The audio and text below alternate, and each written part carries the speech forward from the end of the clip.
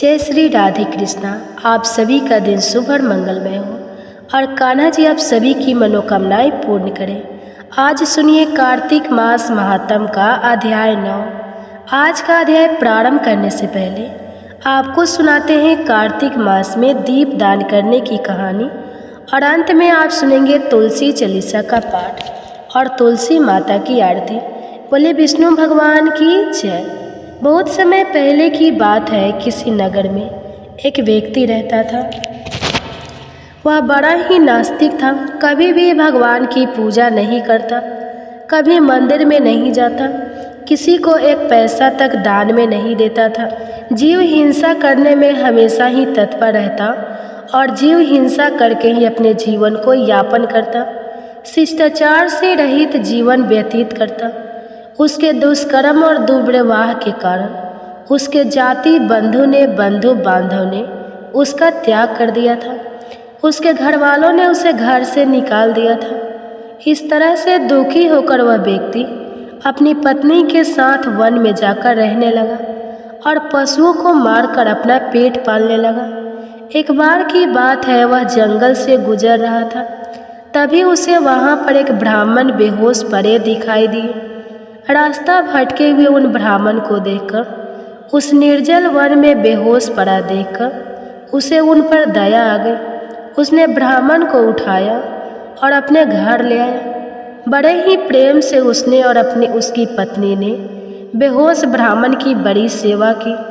कुछ देर बीती, ब्राह्मण देव को होश आ गया। ब्राह्मण देव को होश में आया देखकर, सुख से बैठा देखकर वह और उसकी पत्नी बड़ी प्रसन्न हुई।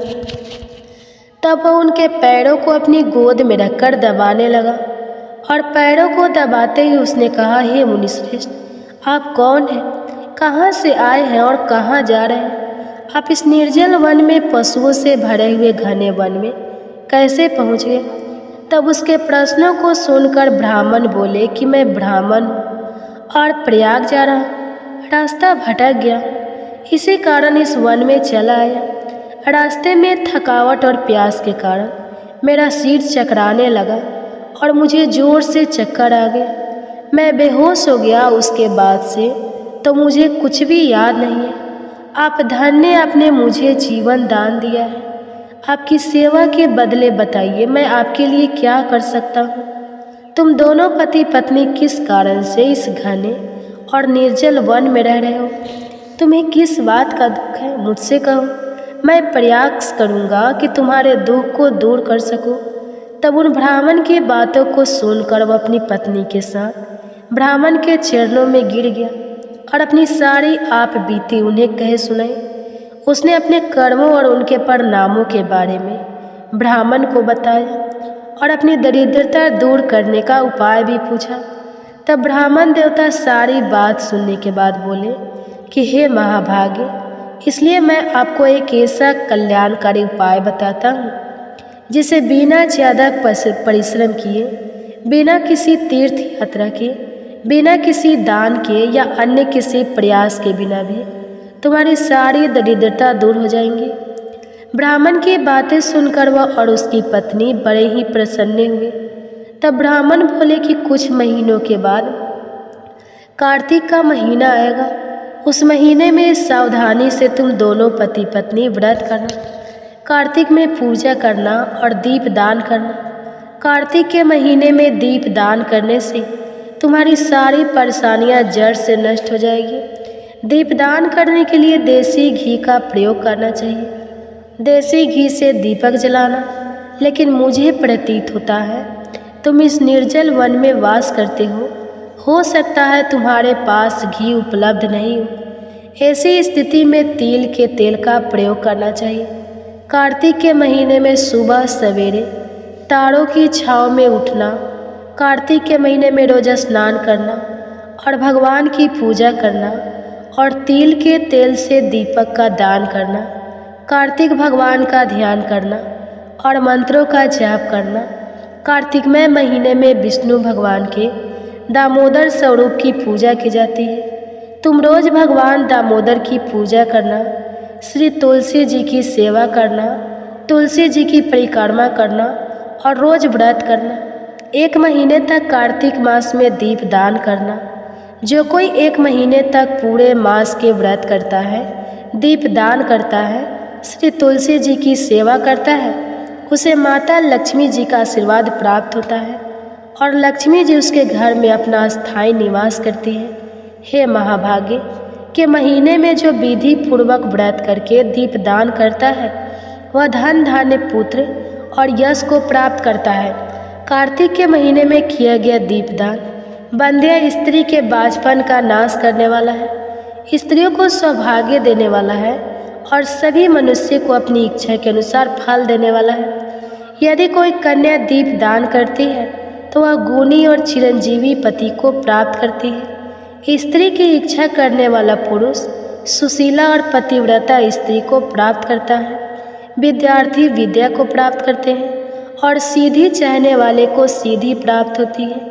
धन चाहने वाले को धन प्राप्त होता है और मोक्ष चाहने वाले को मोक्ष की प्राप्ति हो जाती है। बिना किसी विधि के, बिना किसी शास्त्र के जो कार्तिक मास में दीप दान करता है, वह अपनी इच्छा के अनुसार फल की प्राप्ति करता है। और फिर विधि पूर्वक नियम से जो कोई भी पूरे कार्तिक के महीने में व्रत करता है और दीप दान करता है, उसके भाग्य का तो कहना भी क्या है। कार्तिक के महीने में दीप दान करने का विशेष महत्व है। दोनों पति पत्नी को कार्तिक के महीने की और कार्तिक में दीप दान करने की महिमा बताकर ब्राह्मण देवता वहाँ से चले गए। आया कार्तिक का महीना, तब दोनों पति पत्नी आलस्य को त्याग कर कार्तिक के महीने का स्नान करने लगे, व्रत करने लगे और दीप दान करने लगे। दीप दान करते करते उन्होंने पूरा कार्तिक का महीना बिता दिया। ब्राह्मण देवता के कहे अनुसार उन्होंने व्रत किया, श्री तुलसी जी की सेवा की और ऐसा करने से उनके सभी पाप नष्ट हो गए। अंत समय आने पर वे स्वर्ग को हो गए। हे कार्तिकेय ठाकुर, हे राम दामोदर भगवान, जैसे आपने उन दोनों पति पत्नी पर अपनी कृपा की, वैसे ही सभी भक्तों पर अपनी आशीर्वाद बनाए रखना। कार्तिक मास में दीप दान करने वालों की, स्नान करने वालों की, व्रत करने वाले की, कथा सुनने वालों की सभी मनोकामनाएं पूरी करना। बोले श्री विष्णु भगवान की जय। जय हो। अब सुनिए आज का कार्तिक मास महात्म। इससे पहले के अध्याय में आपने जाना था कि किस प्रकार देवर्षि नारद ने राजा पृथु को कार्तिक मास में पड़ने वाली चतुर्थी व्रत की महात्म का वर्णन किया था। अब एक दिन देवर्षि नारद ने श्री वेद व्यास जी से पूछा कि हे व्यास जी, ब्रह्मचारी, गृहस्थ, वानप्रस्थ और सन्यासी, इन चारों आश्रमों में गृहस्थ आश्रम को ही क्यों सर्वश्रेष्ठ माना गया है? इस बारे में जानने की मेरी प्रबल इच्छा है। तब व्यास जी ने कहा, हे नारद, जैसे समस्त नदियाँ समुद्र में जाकर आश्रय पाती हैं और सभी जीव माता का आश्रय पाकर जीवित रहते हैं, ठीक उसी प्रकार भिक्षुक, ब्रह्मचारी, सन्यासी, विद्यार्थी, गुरु पूजक और यात्री या 6 जीविका रहित होने पर भी गृहस्थ का ही आश्रय पाते हैं। ध्यान से सुनो, इस संबंध में मैं तुम्हें एक पुराना इतिहास सुनाता हूँ। ऐसा कहकर वेद व्यास जी ने कहना प्रारंभ किया कि प्राचीन काल में उत्तानपाद राजा का उत्तम नाम का एक पुत्र अत्यंत बलवान और मंदिरा पीने वाला राजा था और रानी दोनों स्नेह पूर्वक रहा करते थे। एक दिन राजा ने वेश्या का नृत्य देखते हुए मदिरा पान किया, साथ ही अपनी पत्नी से भी मदिरा पीने का आग्रह किया, परंतु रानी ने उसका कहना नहीं माना। तब राजा ने क्रोधित होकर अपने सेवकों को निर्जल वन में रानी को छोड़ आने की आज्ञा दे डाली। अनुचर ने राजा की आज्ञा का पालन किया। इसके बाद राजा ने दूसरा विवाह नहीं किया। रानी के वियोग को सहन करते हुए राजा प्रजा का पुत्र के समान ही पालन करने लगा। एक दिन एक ब्राह्मण ने राजा उत्तानपाद के समीप आकर निवेदन किया कि हे राजन, मेरी पत्नी का किसी ने अपहरण कर लिया है। इस कारण मैं अत्यंत दुखी हूँ। आप मेरी पत्नी को तलाश करवाकर मुझे वापस दिलाने की व्यवस्था कीजिए। अब राजा ने तो अपनी पत्नी का खुद ही त्याग कर दिया था। तो राजा कहने लगा, हे महाराज, मुझे नहीं मालूम कि आपकी पत्नी को कौन किधर और कहाँ ले गया है। इस स्थिति में उसे ढूंढकर मैं कहाँ से ला सकता हूँ? ये सुनकर वह ब्राह्मण बोला, राजन, छठा भाग करके रूप में प्राप्त करने के कारण आप तो प्रजा के रक्षक हैं। मेरी पत्नी अपने घर में सो रही थी, वहाँ से उसे कोई हड़ कर ले गया है, इसलिए अब आपका कर्तव्य है कि आप उसे कहीं से भी ढूंढ कर लाएं। सुनकर राजा कहने लगा, हे विप्र, मैंने आपकी पत्नी को कभी नहीं देखा और ना ही मैं यह जानता हूँ कि वह कैसे रूप और रंग स्वभाव वाली है। अब आप ही बताइए कि मैं उसे कैसे खोज सकता हूँ। राजा की बात सुनकर ब्राह्मण कहने लगा, राजन, यद्यपि मेरी पत्नी कर्कट से स्वभाव की, कठोर वचन बोलने वाली, काले रंग की और करूपा है, फिर भी मैं उसकी निंदा नहीं करता, क्योंकि वह तो मेरी पत्नी अर्थात अर्धांगिनी है। यह सुनकर राजा कहने लगा, जब तुम्हारी पत्नी ऐसी कृपा और क्रूर स्वभाव की है, तब तुम उसे प्राप्त करके क्या करोगे? उसके स्थान पर तो मैं तुम्हें अत्यंत सुंदर शील स्वभाव की अन्य स्त्री दे सकता हूँ। राजा की यह बात सुनकर ब्राह्मण ने कहा, मेरी पत्नी मेरे धर्म कर्म की अर्धांगिनी है, इसलिए उसकी रक्षा करना तो मेरा परम धर्म है। जो पुरुष अपनी पत्नी की सुरक्षा नहीं करता, उसके वर्ण संकर संतान उत्पन्न होती है, उसके पितर नरकवासी होते हैं। वेश्याकामी पुरुष का कल्याण कभी नहीं हो सकता। ब्राह्मण के ये वचन सुनकर राजा अपने शस्त्र लेकर और रथ पर सवार होकर उस स्त्री की खोजने चल दिया। कुछ दूर जाकर राजा ने एक आश्रम देखा, जिसमें एक महान तपस्वी कुशा के आसन पर विराजमान थे। राजा को आश्रम में आया हुआ देखकर श्री ऋषि ने उसका कोई आदर नहीं किया। ऋषि कहने लगे, मैं जानता हूँ कि तुम राजा उत्तानपाद के पुत्र हो, मगर यहाँ किस कारण आए हो? तो राजा कहने लगा, हे मुनि, एक ब्राह्मण के घर से कोई उसकी स्त्री को हड़ कर ले गया है और मैं उसी की खोज में इधर आया, मगर ना तो आपने मुझे अर्घ्य दिया और ना ही किसी प्रकार का आदर सत्कार किया। इसका क्या कारण है? मुनिवर, ऋषि ने कहा, हे राजन, तुम अर्घ्य के योग्य होते हुए भी इस समय उसके पात्र नहीं हो, क्योंकि तुमने अपनी निरपराध स्त्री का वन में त्याग किया है। अगर पत्नी का यह धर्म है कि वह तन मन से पति की सेवा करे, सदा उसकी आज्ञाकारी बनी रहे, तो वही पति का भी यह धर्म है कि वह अपनी पत्नी का यथोचित सम्मान करे, उसकी सुरक्षा करे। जिस घर में स्त्रियों का मान होता है, वहाँ पर साक्षात देवी देवताओं का वास होता है, और इसके विपरीत जिस घर में स्त्रियों का निरादर होता है, वहाँ सुख शांति कभी रह ही नहीं सकती। इतना सुनकर राजा अत्यंत लज्जित होकर पश्चाताप करते हुए पूछने लगा, हे भगवान, आप तो भूत भविष्य और वर्तमान तीनों कालों के जानने वाले हैं, इसलिए कृपा करके बताइए कि ब्राह्मण की पत्नी को हड़कर कौन, क्यों और कहाँ ले गया है।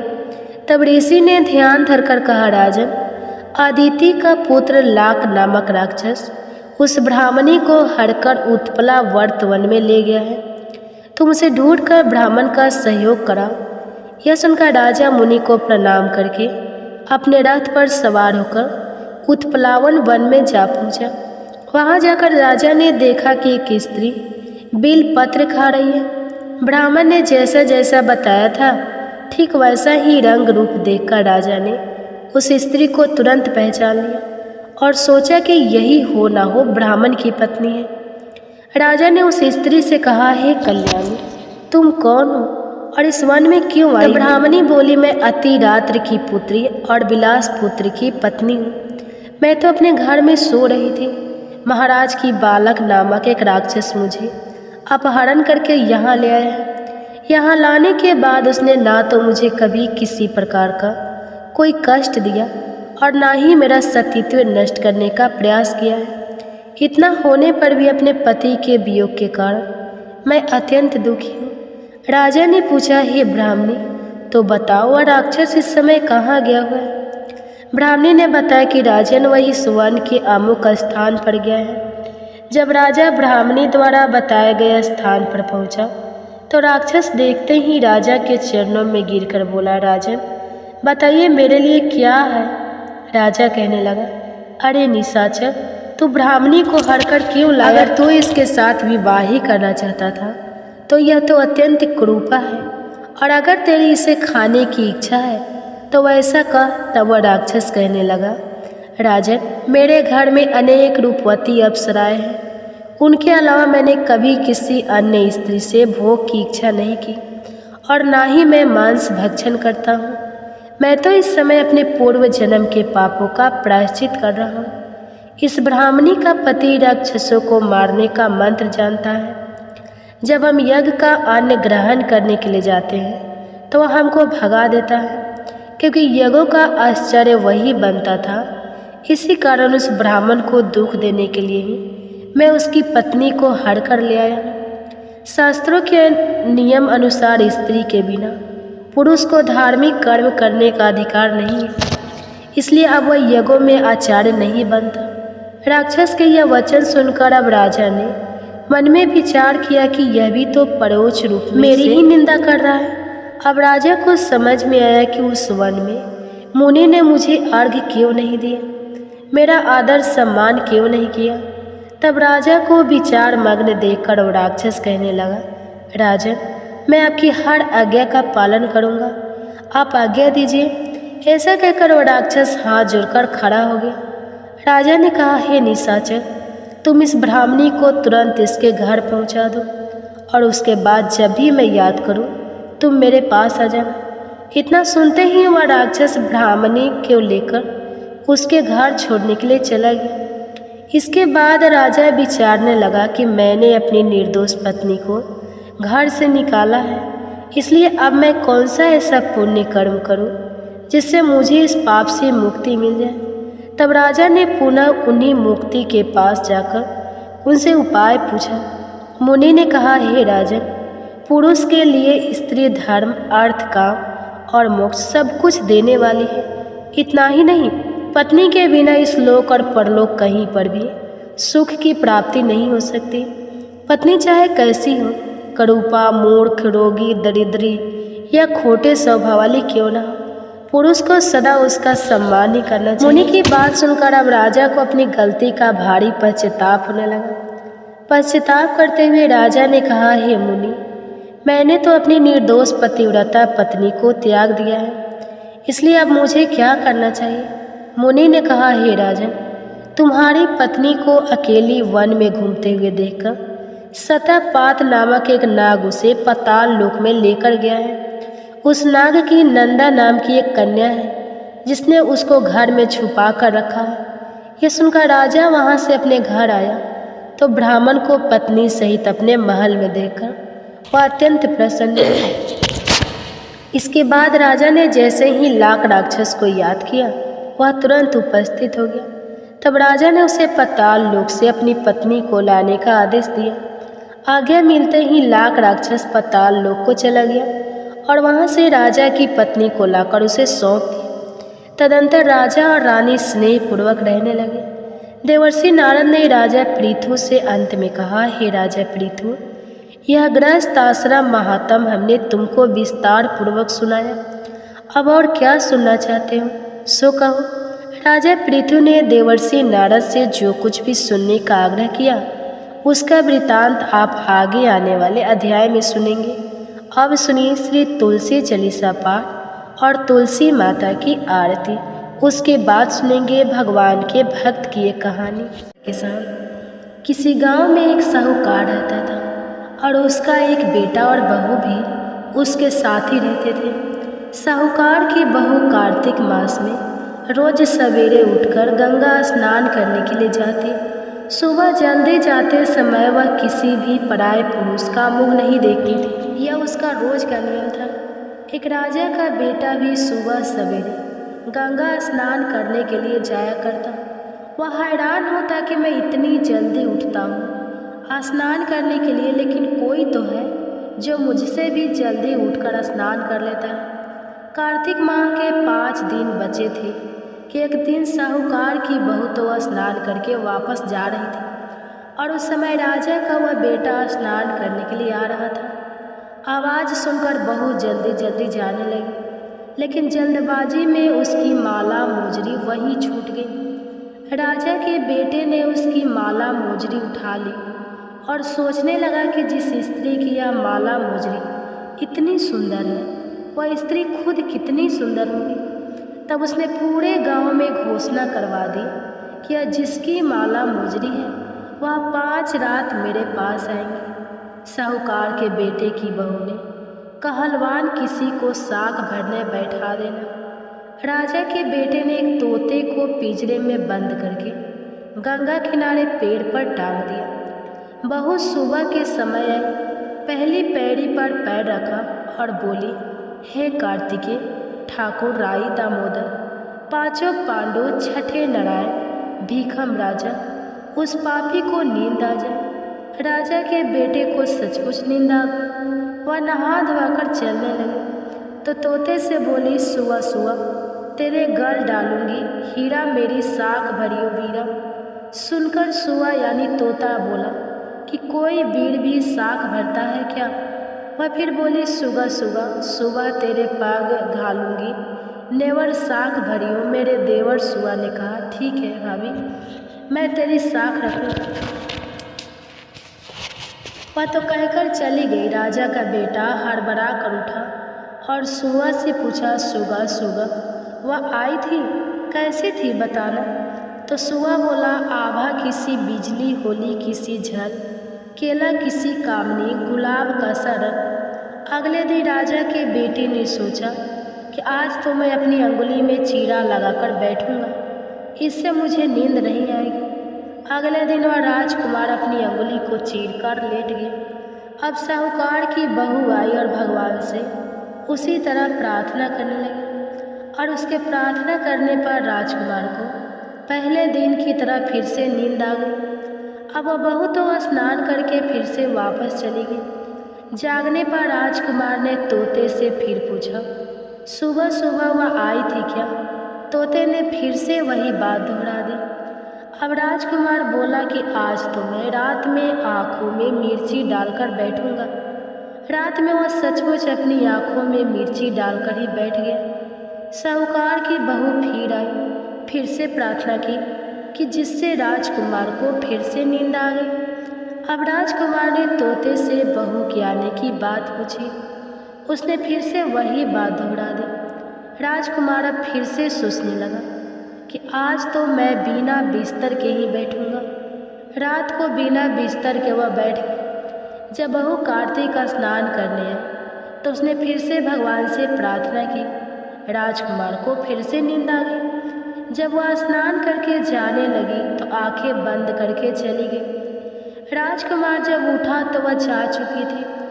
राजकुमार अब तो बड़ी सोच में पड़ गया और सोचने लगा कि आज तो मैं अंगीठी जलाकर बैठूंगा, जिससे मुझे नींद नहीं आएगी। फिर वह रात को अंगीठी रखकर अपने पास में बैठ गया।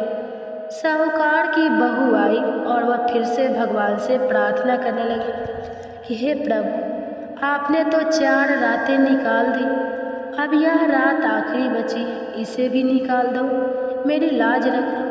भगवान ने उसकी बात रख ली और राजकुमार को 5वीं रात में नींद आ गई। जब वह स्नान करके जाने लगी तो तोते से बोली, सुबह सुबह इस पापी को कह देना कि 5 रातें पूरी हो चुकी हैं, अब वह मेरी मोतियों की माला मेरे घर भिजवा दे। सुबह राजा की राजकुमार की आँख खुली तो उसने तोते से पूछा, सुबह सुबह आज भी वह आई थी? तो तोते ने कहा, हाँ वह आई थी और उसने अपनी माला मंगवाई क्योंकि उसकी 5 रातें पूरी हो चुकी हैं। यह सुनकर राजकुमार सोचने लगा कि वह तो सच्ची थी, तभी तो भगवान ने भी उसका सत रखा। कुछ समय के बाद राजकुमार को कोढ़ हो गया। राजा ने ब्राह्मण को बुलवाकर पूछा कि मेरे बेटे का शरीर क्यों जल रहा है। ब्राह्मण ने विस्तार से सारी बात राजा को बता दी कि इसने क्या किया था। ब्राह्मण ने कहा कि इसने पतिव्रती स्त्री पर बुरी नज़र डाली, इसलिए इसे यह रोग हो गया। राजा ने इसके ठीक होने का कोई उपाय पूछा तो वह ब्राह्मण कहने लगा कि उस साहूकार की बहू को अगर यह अपने धार में बहन बना ले और रोज़ उसके नहाए हुए जल से स्नान करे, तब तो यह ठीक हो सकता है। राजा साहब की बहू की माला लेकर साहूकार के घर गया और बोला कि यह माला अपनी पुत्र वधू की है, आप इसे ले लीजिए और कृपा कर अपनी बहू के नहाए हुए जल से मेरे बेटे को नहला दीजिए। साहूकार बोला कि मेरी बहू तो किसी पराये पुरुष का मुंह तक नहीं देखती, आप उसे इस नाली पर बैठा दीजिए। जब वो ऊपर नहाएगी तब नीचे इस नाली के पानी से आपका पुत्र स्नान कर लेगा। राजकुमार ने वैसा ही किया और कुछ समय के बाद उसका शरीर चंदन सा स्वस्थ हो गया। हे पंचभिखु देवता, जैसे अपने साहूकार के पुत्र वधू का सत रखा, वैसे ही सभी का रखना। वो नहाई, परवा नहाई, 5 रतन, 5 तीरथ, 5 भीकम नहाई। 1 टका मेरी गांठ में सुनी और रघुराई। आधे का लाई आंवला, आधे की राई, राई दामोदर सावला। जिसने सृष्टि रचाई, राजा के घर उतरी, पुत्री बनई। राजा लाया ब्याह के, रानी बनई 4। चक्कर 4 मक्कर 4 दिए, किलाओं में तुझसे पूछो। श्री किशन जी जब निस्तार हुए तब आएगा कार्तिक का महीना, तब निस्तार हो। तब प्रेम से बोले कार्तिक की राई दामोदर की जय। अब सुनिए श्री तुलसी चालीसा पाठ और तुलसी माता की आरती। तुलसी भवती सत्यवती सुखदनी नमो नमः। हरि प्रेसी श्री वृंदा गुण खानी, श्री हरि शीस विरजन देहु। अमर वर्य बेजन हित, हे वृंदावनी अब ना करहु विलंब। धन्य धन्य श्री तुलसी माता महिमा, अगम सदा श्रुति। गाता हरि के प्राणों से तुम प्यारी, हरहि हेतु किन्हो तपरी। जब प्रश्न है दर्शन दीन हो, तब कर जोरु विनय उसकी हो। हे भगवंतम कंत में होए, दीन जानी जान छाड़ जा। सुनि लक्ष्मी तुलसी की बानी, दीन हो श्राप कथ पर आनी। उस आयोगी वर मांगन हारी, हो बीट पर तुम जर तनुधारी। सुनि तुलसी सपत ही माहु, करहु वास तुनीचन। धामा दियो वचन, हरि तब तत्काला। सुनहु सुमुख जानी, बिहाला समय पाई। योरो पाती तोरा पुजही आस, वचन सत्य मोरा तब को कुल। मह गोप सुदामा, तू भई तुलसी दामा। कृष्ण रास लीला के, माही राधे सके। प्रेम लाखे नाही, दियो श्राप तुलसी। तत्काल नर लोक कहीं तुम जन्म हो। यो बाला यो गोप बह दानव राजा, शंख चूर्ण नामक सिर ताजा। तुलसी भता सुखी, नारी परम सती गुण। रूप अगारे अस दवे कल्पवती। जब गए कल्प तृतीय, जन्म तब भय हो। वृंदा नाम भयो, तुलसी को असुर जलंधर। नाम पति को कर, अति बंद अतुर बल। धामा किन्हा शंकर से, संग्रामा जब निज सने। सहित शिव हारे, मरही ना तब कर हर की पुकारे। पतिव्रता वृंदा थी, नारी को ना सके। पतही संगहारी, तब जलंधर ही भेष बनाई। वृंदा ढिग हरि पहुँचो जा, शिव हित लही करी कपट प्रसंगा। कियो सती त्वे धर्म तो ही, भंगा भयो जलंधर कर संगहारा सुनी। उर्सो के उपारा ही छन की दियो कपट। हरि तारी लखी वृंदा दुख गिरा, उचार जलंधर जस हते। अभीता सोई रावण दस हरहि सीता। हास्य प्रस्तर सम हृदय, तुम्हारा धर्म खंडे। माँ में पति सहारा यही कारण, लही श्राप हमारा होए तनुपासन। तुम्हारा सुनी हरि तुरंत ही वजन, उचार दियो श्राप बीना। विचारो लखे नानी जी कर तू, तपति को लन हियो। जब पार्वती को जरमति, तू अस हो जर रूपा। जगमह तुलसी बिटपे अनूपा, धगवर रूपे हर शालिग्रामा, नंदी गंडक बिच लालामा। जो तुलसी दल हम ही चढ़ाई है, सब सुख भोग परम पद पाई है। बिन तुलसी हरि जलत शरीरा, अतिशय उठत शीस उड़े पीरा। जो तुलसी दल हरि सिर धारित, सुसहस्त्र घट अमृत डारित। तुलसी हरि मन रंजन, हारी रोग दोष दुख भंजन। हारी प्रेम सहित हरि भंजन, निरंतर तुलसी राधा में नाही। अंतर व्यंजन हो 56, हो प्रकार बीन तुलसी दल ना हरहि। प्यारा सकल तीर्थ, तुलसी तर छाही लह दे। मुक्ति जन संशय, नाही कवि सुंदर एक हरि गुण गावत। तुलसी ही निकट सहसे, गुने पावत। बसत निकट दुर्वासा, धामा जो प्रयास ते। पूर्व ललामा पाठी करही, जो नित नर नारी होई। सुख भाषा ही त्रिपुरारी, तुलसी चालीसा पढ़ी। तुलसी तरु गिरिधारी, दीपदान करी पुत्र फल पावा। बंध नारी सकल दुख दरिद्र हरि। हारि परम प्रसन्न आसी, धन जन गही। कर बसही पूर्णात्रही, अभिमत फल जगत।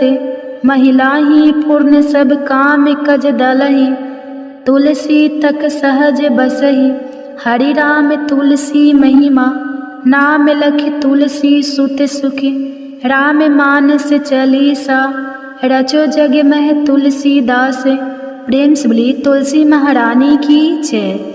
जय तुलसी महारानी नमो नमः, हर की पटरानी नमो नमः।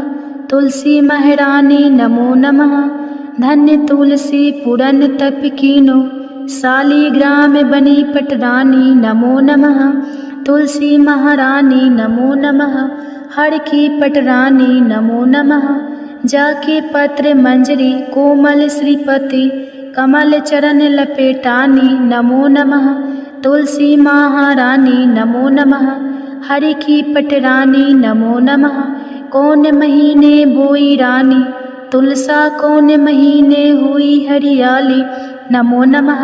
तुलसी महारानी नमो नमः, हर की पटरानी नमो नमः। कौन महीने हुई तेरा पूजा, कौन महीने हुई पटरानी नमो नमः। तुलसा महारानी नमो नमः, आषाढ़ मास में बोई रानी तुलसा। सावन महीने हुई हरियाली नमो नमः। तुलसी महारानी नमो नमः, हरि की पटरानी नमो नमः। कार्तिक मास में हुई तेरी पूजा, मंगशीर मास हुई पटरानी नमो नमः। तुलसी महारानी नमो नमः, हर की पटरानी नमो नमः। धूप दीप नैवेद्य आरती, पुष्पन की वर्षा बरसानी नमो नमः। तुलसी महारानी नमो नमः, हरि की पटरानी नमो नमः। 56 भोग 36 व्यंजन, बिन तुलसी हरि एक न मानी नमो नमः। तुलसी महारानी नमो नमः, हरि की पटरानी नमो नमः। जो तुलसी को सवेरे गाए, श्री कृष्ण के दर्शन पाए नमो नमः। तुलसी महारानी नमो नमः, हर की पटरानी नमो नमः। जो तुलसी को दोपहर गाए, खीर खांड का भोग लगाए नमो नमः। तुलसी महारानी नमो नमः, हरि की पटरानी नमो नमः। जो तुलसी को सांझ को गाए, श्री कृष्ण की आरती उतारे नमो नमः। तुलसी महारानी नमो नमः, हरि की पटरानी नमो नमः।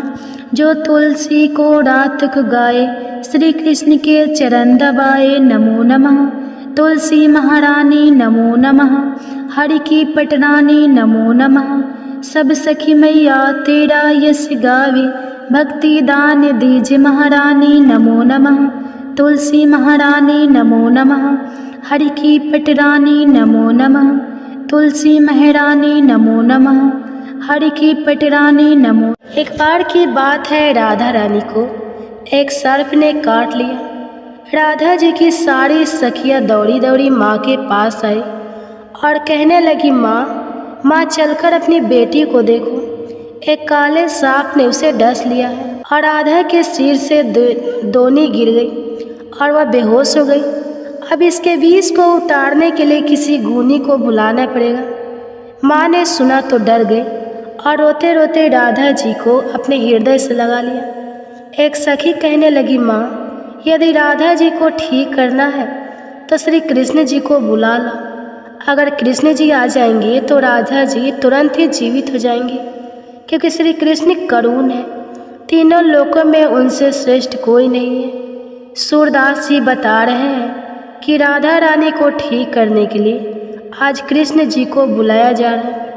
अब राधा रानी की सखिया कृष्ण जी की मैया यशोदा के पास आई और कहने लगी, मैया तुम्हारा कृष्ण सांप के विष को मंत्रों से उतारने वाले गरुड़ है। आप अपने पुत्र को हमारे साथ भी तो राधा रानी को काले सांप ने डस लिया है। मैया यशोदा ने सुना तो सुनकर मुस्कुराने लगी कि अभी थोड़ी देर पहले तो राधा मेरे घर आई थी। राधा रानी की मूर्छा के मूल कारण को समझकर मैया यशोदा चुप हो गई और सखियों को अपने हंसने का कारण नहीं बताया। अब मैया यशोदा कान्हा जी को पुकारने लगी, कहने लगी, कान्हा राधा के यहाँ कृति नाम की ग्वालिन तुम्हें बुलाने आई थी, तुम वहाँ चले जाओ। सुना है राधा को काले सांप ने डस लिया है और तुम कब से गाड़ने बन गए। लल्ला जल्दी जाओ और उसका विष झाड़ दो। माँ ने मन ही मन मुस्कुरा कर कहा, कृष्ण सुना है तुम कुछ ऐसा मंत्र जंत्र जानते हो कि काले सांप का विष उतर जाता है। अब भगवान श्री कृष्ण जी गरुड़ी बनकर वहाँ आ गए। जब ऋषभानु सुता राधा ने सुना तो मन में बड़ी प्रसन्नता हुई कि श्री कृष्ण तो आज मेरे द्वार पर आए हैं, और अपने आप को राधा रानी धन्य समझने लगी। प्रेमवश एकदम मूर्छा और राधा जी की आंखों से प्रेम के आंसू झरने लगे। राधा को इस प्रकार देखकर माँ भी व्याकुल हो गई। वे समझने लगी कि राधा के एक एक अंग में विष का गहरा प्रभाव हो गया और अब तो माँ रोती व्याकुल होकर इधर उधर फिर रही है। वे अपनी पुत्री को बार बार गले लगाती और फिर राधा रानी की दशा देखकर पानी पानी हो रही है। श्री कृष्ण के आने की खबर पाकर माँ दौड़ कर आई। कान्हा जी के पैरों को पकड़कर कहने लगी, हे मोहन, मेरी लाडली बेटी राधा बहुत ही व्याकुल है, कृपा करके इसे ठीक कर दो। माँ चाहे तो समझे, लेकिन प्रेम पूर्ण हृदय के प्रेम भाव को तो श्री राधा रानी और श्री कृष्ण दोनों ही पूरी तरह से समझ रहे थे। तब श्री कृष्ण ने कुछ झाड़ फूंक शुरू कर दिए और राधा जी को स्पर्श किया।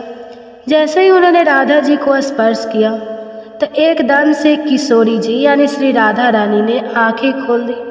श्री कृष्ण जी वास्तव में बहुत बड़े गाढ़नी हैं। शरीर का विष तो उन्होंने झाड़ दिया, लेकिन मन और सिर पर प्रेम का जादू कर दिया।